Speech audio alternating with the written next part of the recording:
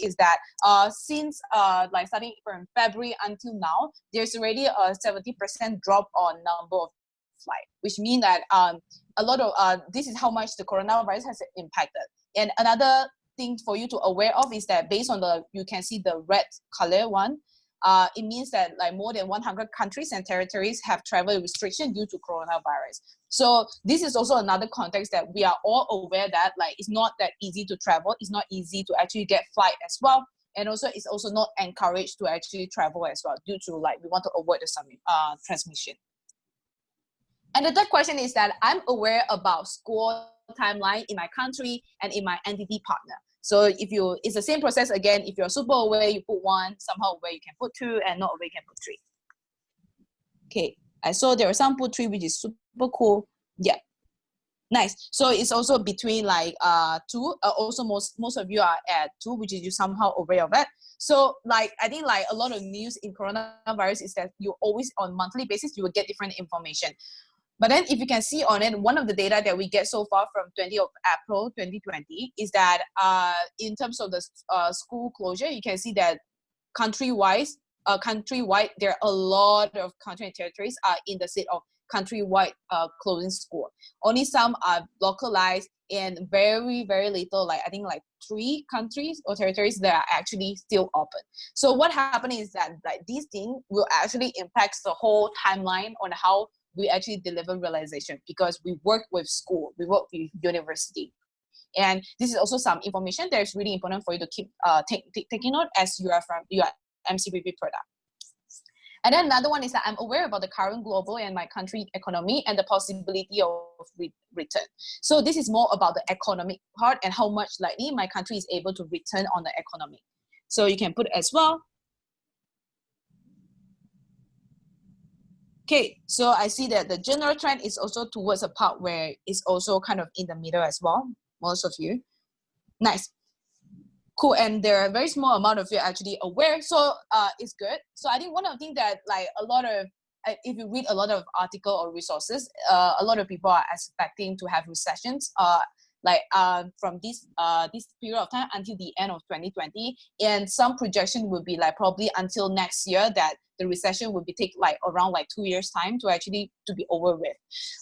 So I think that one of the things that if you can notice that is that although there are 2 AP country here, but then if you look at the general G20 countries, you can see that like there's a lot of big economy are actually facing recession.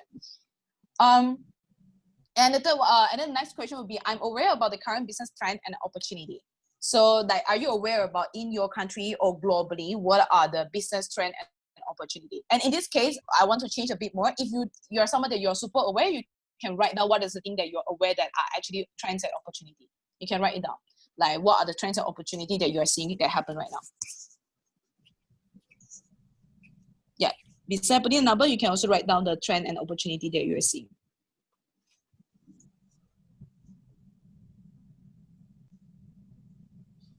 Domestic tourists, yeah, there's actually an increase domestic tourists. And I remember that I was in the news, I was seeing Vietnamese, because in Vietnam and as a particular case, you don't have a lot of transmission in your country. That's why the domestic tourism can actually work. People are not hiring much, young people are returning to study. That's interesting. Virtual opportunity. Nice. So with that, the next question, the next part that is that I think that one of the things that you can see is that Zoom video call are more popular in the sense of like, you can see that there's increasing trend on like virtual collaborations, software and online entertainment services. These are the things that you can see, or even online purchasing. And I think that another data that you can check on is also, these are all the increasement one that you can see that generally coronavirus make people focusing on health and also something that's more towards this whole healthy stuff, taking care of yourself or buying grocery. These are the industry that's growing now. But of course, things will be changing because these are the survey that's done in April. Things might change in 2 to 3 months. So this one will be like, I'm aware about my entity timeline. So how many of you are actually aware like how's your entity timeline gonna look like? It can be operations or the general timeline. Whoa, a lot of you are aware. That's nice, that's nice. Actually, this is really important because you have control over it. So For this, I think that one of the interesting fact that you can notice is that 47% of MC started term earlier than 1st of August. And why this is happening is not because everybody's trying to change the timeline, but this decision is made based on the financial difficulty that a lot of entities that they are facing. That they do not have enough money to actually have both them at the same time. That's why they decided to let the successor to start term earlier. But we still have 51% of people starting in August. And this makes a lot of differences because the change of this timeline will actually affect a lot of things in the longer term that maybe we do not notice it now, but it will affect like pipeline, it will affect like the preparation for the operation and so on. And also these are the past all operation timeline that we have, that we still stick on this one in terms of like having realization in September. However, this can look very different from your entity. And I think the last one would be like, I'm aware about my entity HR size. So with this, any one of you can put the number again. Nice. So I can see that there's more confidence in terms of about your entity HR information. So if you can see that some interesting data is that there are 46.8% of members are actually allocated to GV functions. Or in general, if you look at the bigger picture, if you look at just the pie chart itself, you can see that most of the members are actually allocated to the exchange aspect of the function. And it's not a bad thing, but it's just something that for us to be actually aware of. And then you can see that these are the bars, the chart that can help you to see more clearly in terms of the distribution. Okay. So the question would be like, how ready are you? Like the reason why I'm asking you this data, I'm not expecting you to be the one who choosing one for everything, because your information change every month. Your government let you know certain information about movement or restrictions, or your or any HR state changes on a monthly basis. The point of allowing you to understand is that these are the information that you can actually pay more attention on in a consistent basis, so that when you have these information, it can guide you to do a better planning. It can guide you to make a better decisions. And also this could be the data for you to monitoring consistently, so that you always keep yourself up to date with the most latest information. But you do not have to go into like making sure that every day you check every data, because sometimes you just need to know it on monthly basis or weekly basis. So I think that this is something that for you to keep in mind, that like it will be a new routine for you to start taking on it, because global contexts are changing so much that it's always good to keep yourself aware of the changes. And we know that there's a lot going in the world. And I think this is something that I really like about, that I read about the Bill Gates article, that to be honest, in the past or in our past generations, World War II are the defining moment. That after World War II, there's like economic crash and there's a lot of things happen and a lot of decision change. Even Isaac emerged because of World War II. And I really believe that this whole coronavirus pandemic is going to be a defining moment for the modern years. Like when we look back, when we have grandchildren and things like that, coronavirus will be the story that we tell, that how it actually shaped the world and how it changed all of us. And I think that there are some interesting data that it will be like, I will share mostly about related to exchange, because most of us here are responsible for the exchange part of the Isaac. So there are some things that we actually need to understand, and we need to actually acknowledge that this is happening. One thing is that international tourist arrival could actually decline for 60 to 80% in 2020 compared to 2019, which there's a clear, you can see the Asia and the Pacific, there's actually a highest in terms of the drop in for the preference to actually go for travel. And you can see that running GV will not be the same anymore. Like seeing all these changes in terms of opening the border, it will actually affect on how we actually run our product. And youth unemployment and young worker will be at risk because of the coronavirus. There are more issues about youth unemployment happening because of the coronavirus and yet to come recessions issues. And also there is a higher chance that young people will lose the job because of the automations that is going to happen. Coronavirus basically fastened up the whole process of us getting more comfortable with the digital automations and all these things, because we cannot have too many human-to-human interaction. And with that, what it means that our younger generations or our young talent that are fresh to the work market need to be the one who actually have certain competence skill that they cannot be replaced by the machines or any automations.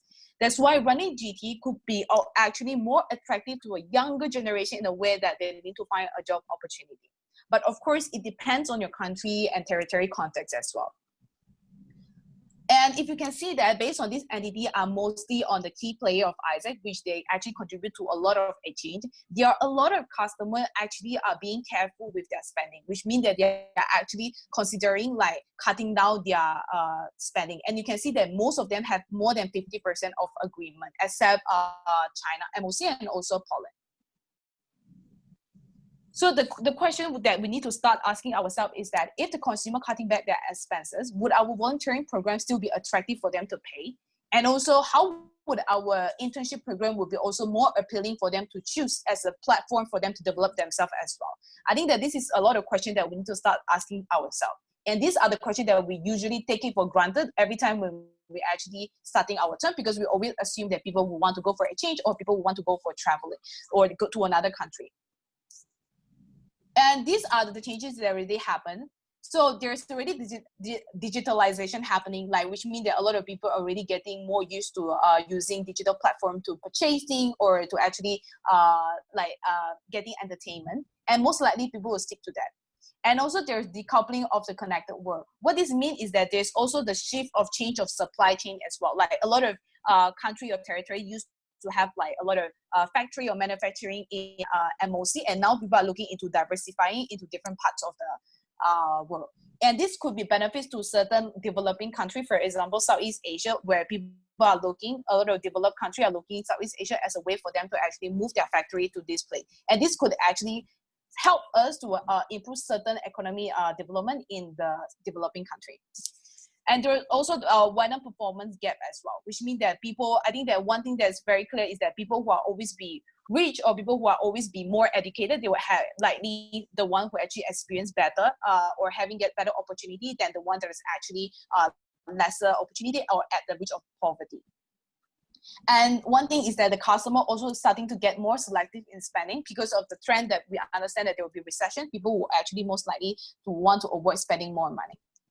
And the stakeholder capitalism, which means that like right now is no longer relying on government to make changes, to make things better, but also there are more and more, you can see that private sector making, taking action to actually improve situation or like contributing to this whole coronavirus situation. And this will actually shape a movement on that. So there are actually changes happen based on what happened so far because of coronavirus. And one thing that like I think in this space is not about telling you that, oh my god, the world is fucked, like it's gonna be hard. Like it's not about discouraging you, but it's more about to understand and to agree that Isaac will not be the same, to accept it. Because in order for us to do anything or any changes, we need to acknowledge that things are different and the world is changing. The thing that Isaac will need to do is that we need to adapt. And I know that in the past, we always talk about like this whole Isaac way, like why, how, and what. The thing is that I think that coronavirus doesn't change the core of the organization. Our why still stays strong. We still want to achieve peace and fulfillment of humankind potential. We still see a lot of social issues happening. In fact, coronavirus actually brings out a lot of underlying social issues that is happening right now. That's why you can see that there's a lot of outbursts in terms of poverty or in terms of a lot of issues that are happening in the world. And youth leadership is still the solution for us, that we believe that as a way to actually make peace and fulfillment of humankind potential to happen. And we need to keep our business running because like you say, is that our why is what guides us to be there. Our why is the reason why Isaac exists in the first place. However, in order to continue, we need to understand that we cannot only do a change. Because if you look at the past data that we have in terms of the travel, in terms of the people like border open and also likelihood to spend money, we understand that there's certain change in the world right now. And as Isaac, we need to adapt. And it's not about telling you that, hey, let's cancel a change. No, because that's part of who we are. But we need to know that we need to actually do more than that.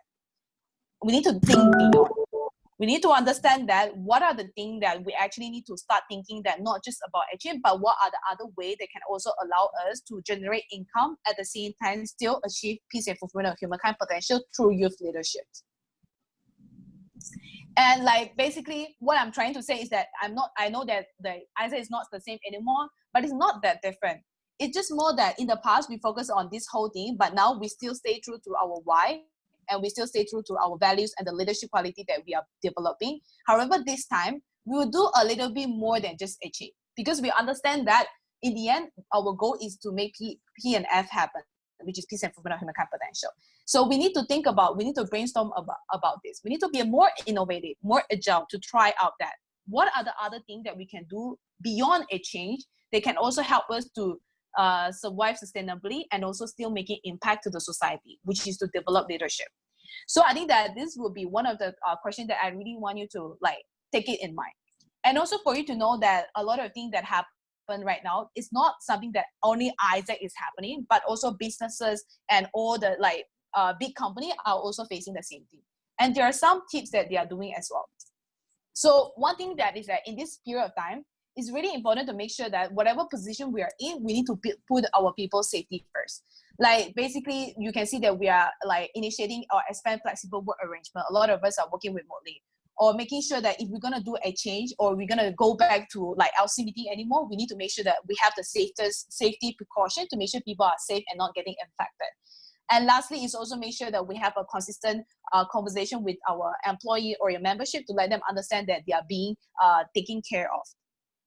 And also the communication with stakeholder. I'm not going to go deep with that, but in general, it's all about communicating to our customer to keep them engaged about what are the impact of our product and what are the changes that we are offering to them, or what are the new value proposition that we are offering to them right now based on what they actually need. And also communicate with them carefully in the way that to allow us to able to run our business in the long term.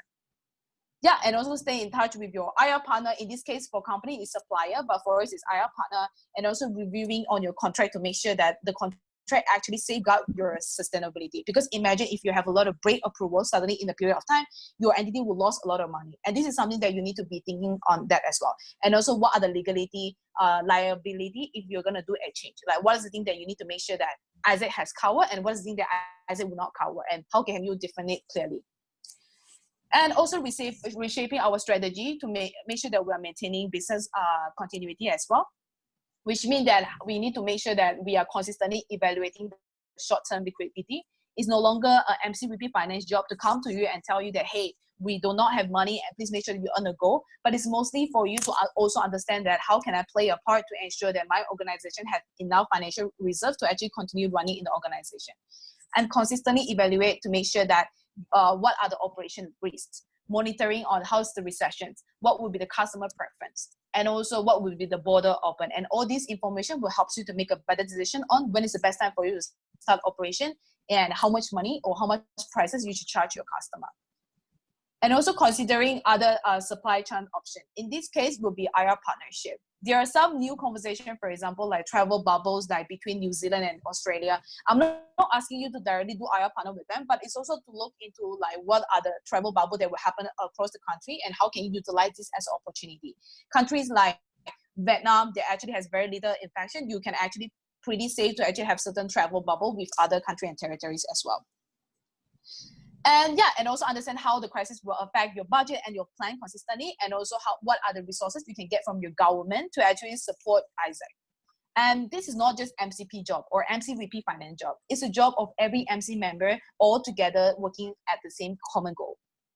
And lastly is to prepare for recovery, consistently reviewing your strategy. That's why in this whole summit, we will talk about we'll talk about planning process to allow you to understand on how can you actually best prepare to do planning since the context has changed so much. And also how you're going to review your continuity plan and make decision with the crisis so that you can, when you make a decision, you have a recovery in mind rather than just make impulsive decisions. And also make sure that you actually understand what that assumption of the trend that's going to happen in your IR partner, and also evaluate what are the opportunity are offering in the industry.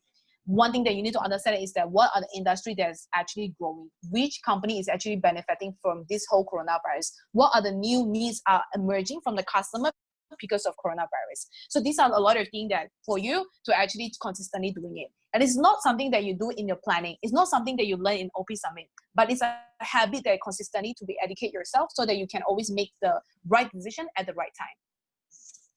And of course, I think that globally, we also have this support as well, which I'm not going to go in deep. I think that in general is that we provide you resources for for allocating your member in the right places, or how to deliver a virtual touch point, or you speak survey, or we give you a guideline on how to do a grant. And then also, how are you actually preparing for a recovery? And the thing is that in the end, I'm not asking like what answer I need. What's the thing that you need right now? But I think that it's about more on understanding on what are the information you need, and so that you can be ready. I think that's all for this. And right now, what I want to do is that we have 4 more minutes, and I would like to you all to share after this session what is the thing that in your mind right now based on this data and information, and also what are the answers that you need so that you can actually feel ready to be the MCVP. So you all can type down your question in the chat, or you can share if you want to. We can have one person sharing. Anyone want to share? The question is like, what answer I need to be ready, or like what is the thing that go through your mind when you're going through this session? The data.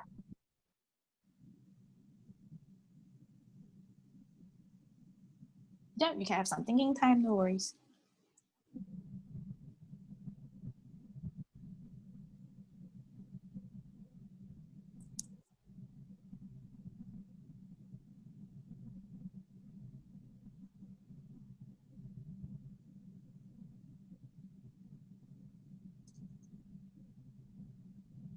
Oh, no one want to share?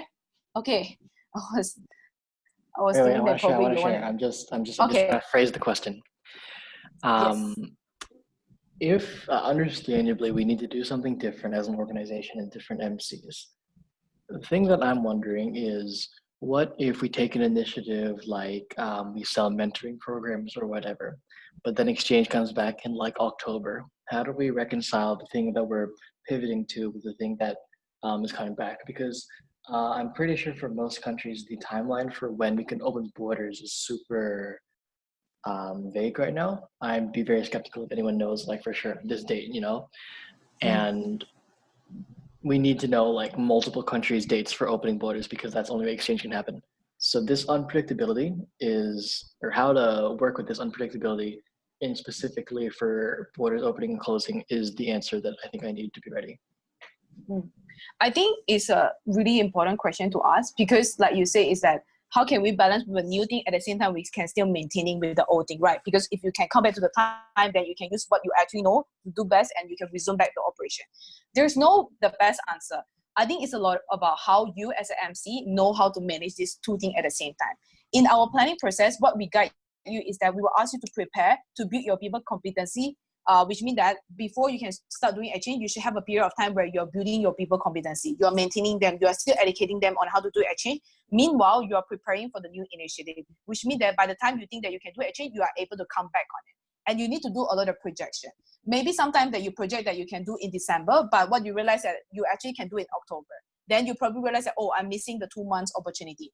And then as MC, you need to discuss, should I move forward, or I should stick to my original plan, and then I make changes on that. So I think that there's no perfect answer on that. Michael, I think that thank you for so much for sharing. I really appreciate it. But I think that it's a lot about what is the right decision that for you to make it for your entity and that period of time. And in the end, you need to juggle both things. You need to learn how to try new initiative. At the same time, remember on what is the thing that we're good at. Because Isaac is very extreme. We went to all out, as in we need to do a change this year. This is the only thing you need to do. This is the only goal you need to do. And then suddenly we are like, okay, people, now you need to do something, not just a change. And then for you, you are like, oh my God, like this year, this, and that year, that. Every year we think that we know the best context, and we make a decision based on the best intention. But I think that something that we can really learn is that I think no matter what happened, something to take away is that we can always have etching, but we always have to have something additional to back us up if etching doesn't work out. And I think that this is a good space for us to learn. I'm not asking to do 3,000 different EW initiative, but mostly on how can we balance on that. And I think that it will be a really good mindset and also a new skill set for us to learn so that we can evolve as an organization. Yeah, I'm not sure I'm answering your question, but yeah, like I share additional stuff. I think I understand. Just be prepared, huh? And make the call when the call comes. Thank you. After so long, then the answer is that just be prepared. Yeah, you got a gist of it. Okay, so what I realized from this session is I need to put more consideration on current situation. Yes. Thanks, Ingrid, for sharing. And Rafael, I understand that we are focused on leadership, but the scenario, there is no change. What direction should I have for my entity? Yes. So I think that this will be the most challenging question that you will ask in planning, which is what direction you should have as MCVP operation during this period of time. We don't need to be pessimistic. It will be difficult to open, but the condition we should have. share information. Yes. So I think that besides knowing your own country and territories, also important to know about the regions and also knowing about like your other partner as well. Why? It's because you will be the one who probably catch the opportunity that you can see that, oh, I can actually start to do certain exchange with this entity. And then something magical could happen out of this coronavirus. And then a few years later, you can say, oh, because of this coronavirus, we start this whole IR partnership. Super meaningful, super purposeful. It could be coming something like that. So I'm excited to see what it is because I know that like you will be sure that what is the thing that's aligned to Isaac or not. In the end, whatever initiative that you have should be aligned to the Isaac way. And you have all our support as regional office. We know you need guidance or any support, talk to us, and then we will be there to let you know that how to make a better decision for your entity. So that's all for this session. I hope that this could be a good opening for you to understand on like what are the data you are dealing with. And that's all. And I would like to close this space. So thank you so much for your attention, and I really appreciate it. Okay, bye, people.